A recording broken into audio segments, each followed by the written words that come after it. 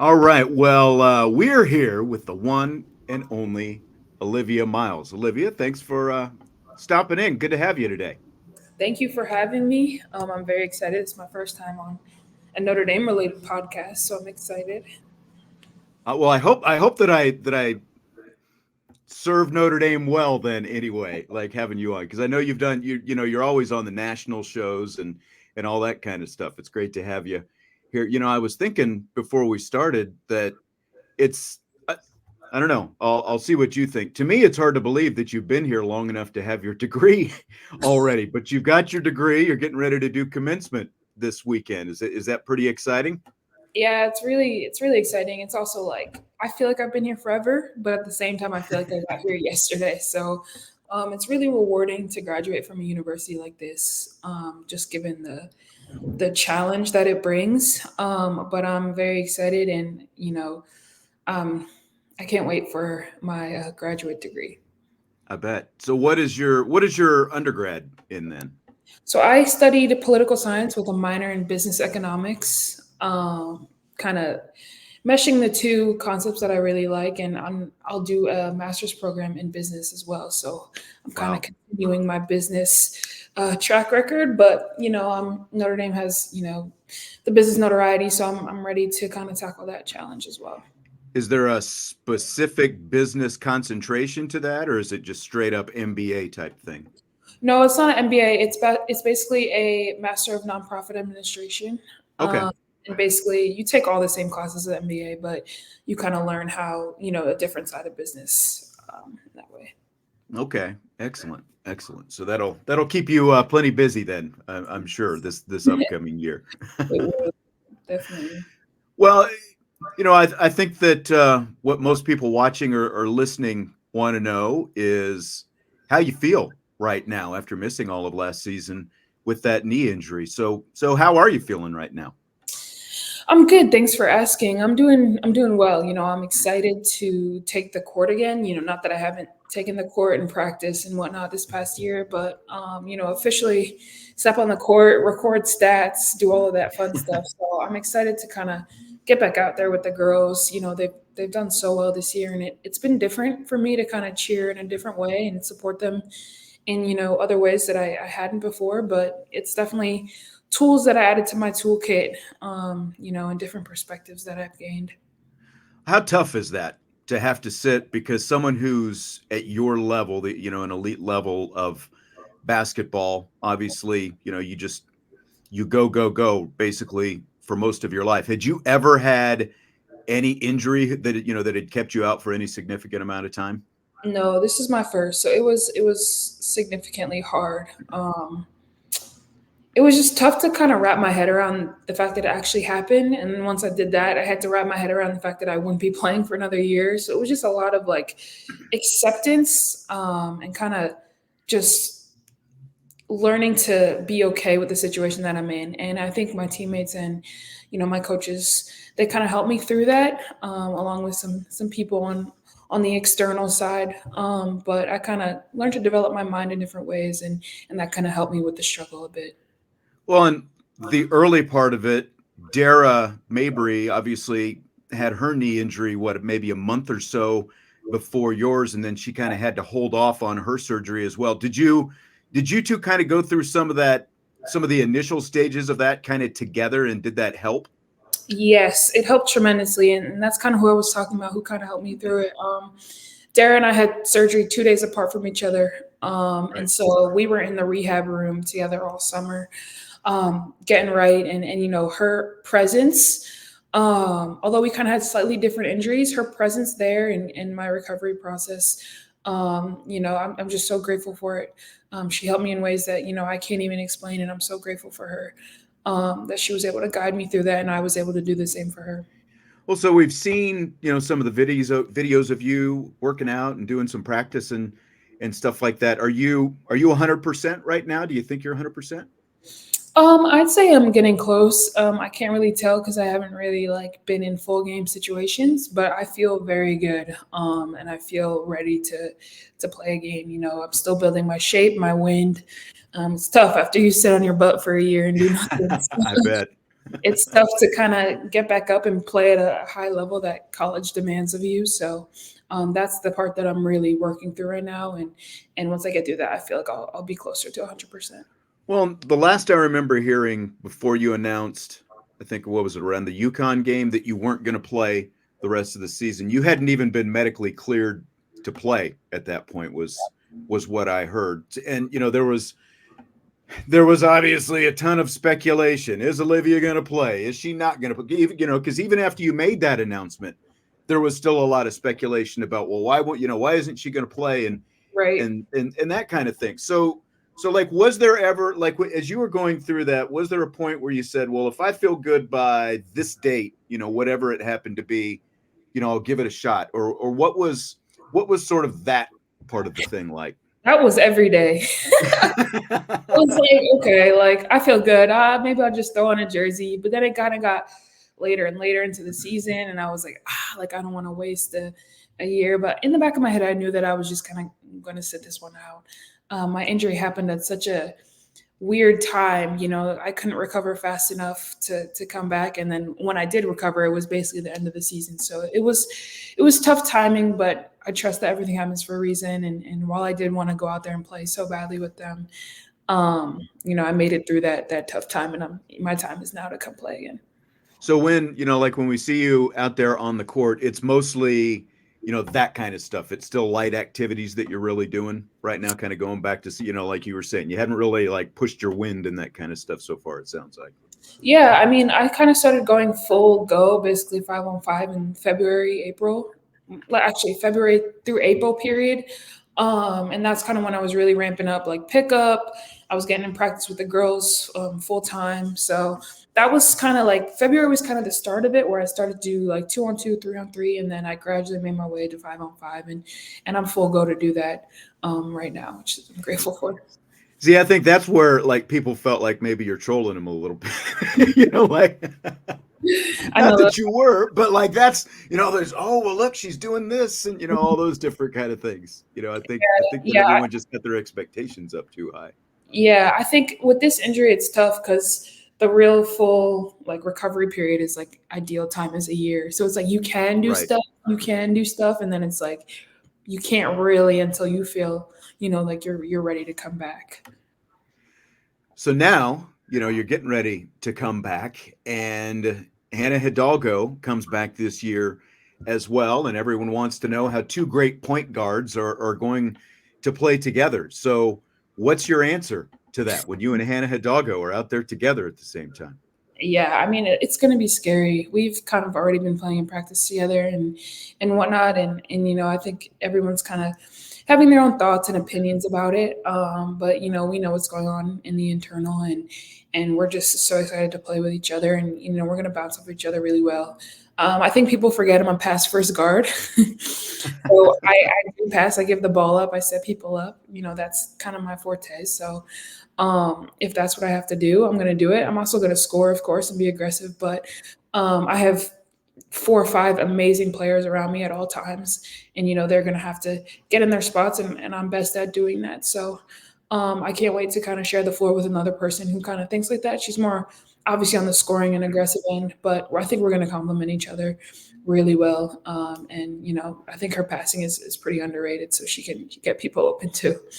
Oh, absolutely, absolutely. I mean, you both have highlight reel, type passes. It's interesting, because I've talked about this. I mean, Hannah signed to play here well before, and like signed to Exactly. play here well before your injury. Like you two Exactly. were supposed to play together last year. I feel like people are maybe overthinking this a little bit. What do you think? Agree. I mean, I think, like I said, I think people are really forgetting. Like, we came to this place to play with great guards. Like that was the known. Like Notre Dame has great guards and bigs as well, but Notre Dame is guard you in my opinion. But no, we came to this place knowing that you're going to play with 3, 4, 5 amazing guards. Like it just is going to be that way. And if you didn't want to do that, you don't come here. So that's kind of our understanding, and we're just so excited to kind of play and bounce off of each other, and especially with Sony and Maddy coming into her own, and we're just so excited to kind of play off of each other and see how that looks.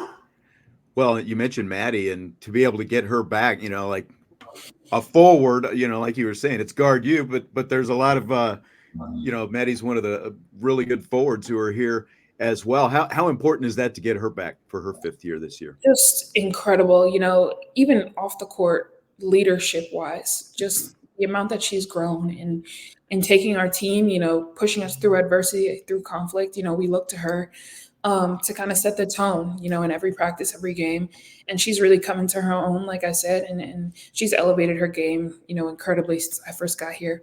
So seeing her and her full potential, well, not full potential, but rising potential, and playing at that such high level and bringing that back to a really experienced team, it's going to be tough to guard us. You're going to have to kind of pick your battles with us. So, well, it's funny with her, like watching it live.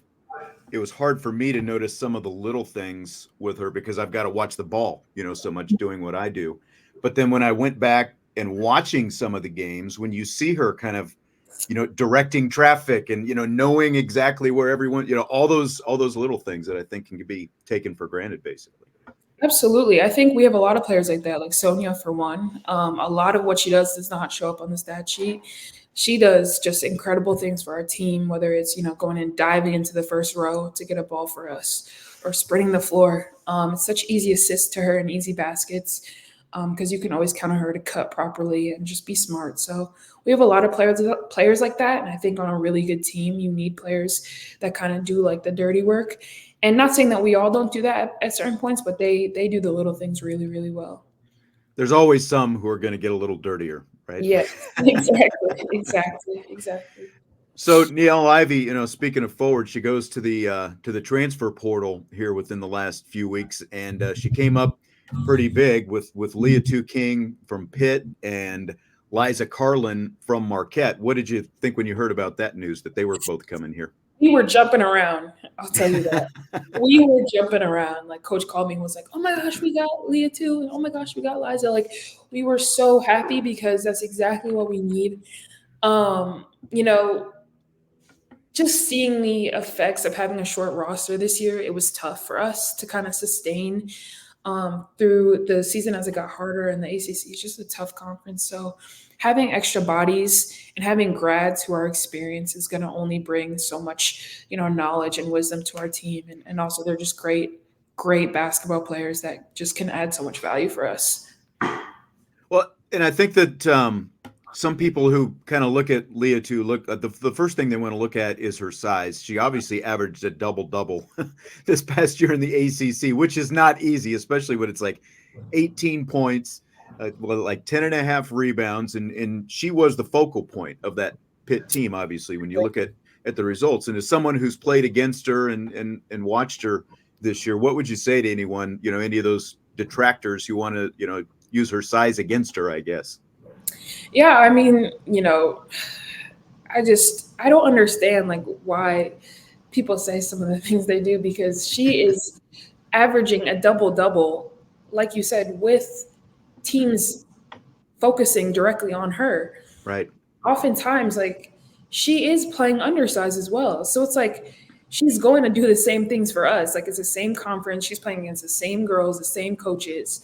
They're going to scheme against her the same. The only difference is she has better players around her to kind of put her in better positions to do even better. So, I mean, I'm excited for her to kind of to show everyone her ability. Oh gosh. So I thought that was mine for a second. Sorry about that. That's all right. No, I'm just. Oh my gosh. That's actually Maddy calling me right now. That's funny. Come on, it's lunchtime. What are you doing? No, but I'm just excited for her to kind of show her true ability and mesh in with our team, and she's going to do so well.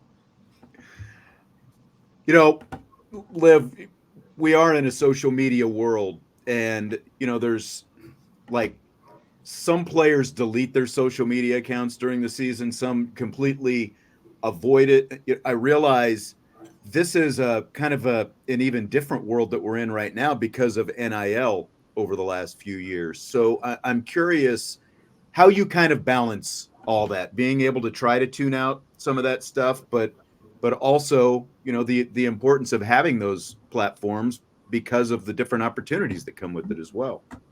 I mean, you don't balance it. You hire people to do that. That's the way to do it, I guess, right there, I have right? I have a few people who are kind of helping me with all that because I'm very much like basketball. I just want to take care of basketball, but I understand with this growing age and NIL today, it's very important to kind of get out there, and especially for women. Although the game is growing, it's still tough for us to kind of make, you know, monetary value in the spaces that we're in. So Sure. um, it's important to kind of get on that early and carry that momentum with you into the league. But no, I don't balance it. I have other people who are kind of helping me with that. Good answer. But no, it definitely is a challenge that I'm still learning.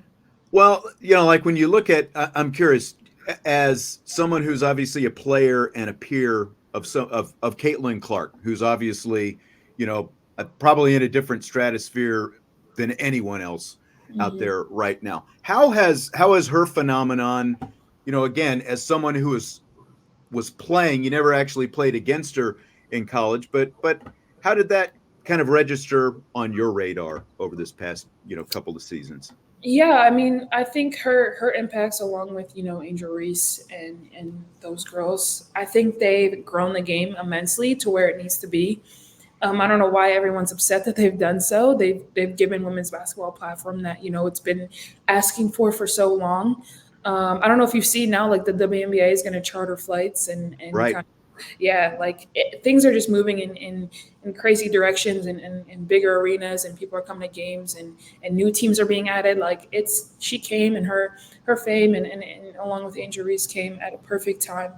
And they've done amazing things for the game, and we can use that momentum to better ourselves and not kind of like bash on them for what they did and whatnot. Did you ever play either with or against Caitlin in AAU or anything like that? I we kind of played together at USA trials. Okay, I actually played her team, All Iowa Attack, but she was gone at that time. So I've never actually played against her, but I've been in the same space with her playing basketball at USA. sure. I Yeah. would I I would have thought at some point there was some overlap when you're talking about, two Yes. players of your caliber and that kind of thing. Did you know that she was originally committed to Notre Dame? Like I when did. you were being recruited? I did know that. I did know that, and it was interesting. Like the whole thing was so interesting, and I can't believe like if she went to Notre Dame, like that would have been crazy. But I um, know. Like you think about different paths and all that kind of stuff. uh-huh, uh-huh. But no, I knew that, and I was like, wow, that's kind of crazy. But you know, didn't work out that way. No, maybe you'll be end up being teammates or rivals in a year or so in the WNBA. Who knows? Have you thought about, is it just this year? Is it the next couple years since you have 2 years of eligibility? Have you even thought about that, or is that something for a year or so from now? I think that decision is something for a year, so it's definitely crossed my mind because we have a lot of key players leaving this year. But it all depends. It's so much can change, and it depends on where I fall in the draft and whatnot. But I'm not worried. I'm just gonna kind of play and let the game speak for itself, and then see where I'm at the end of the year and make a decision then. All right, sounds great. The one and only Olivia Miles. Glad to have you here. Glad to hear that your recovery is going so well, and hopefully a good summer for you, and then gear right up and back at it again Oh in yeah. November. I'll let you go. I guess you got to call Maddy back now. So, Thank you. Thank you so much for having me. all right, absolutely. All right.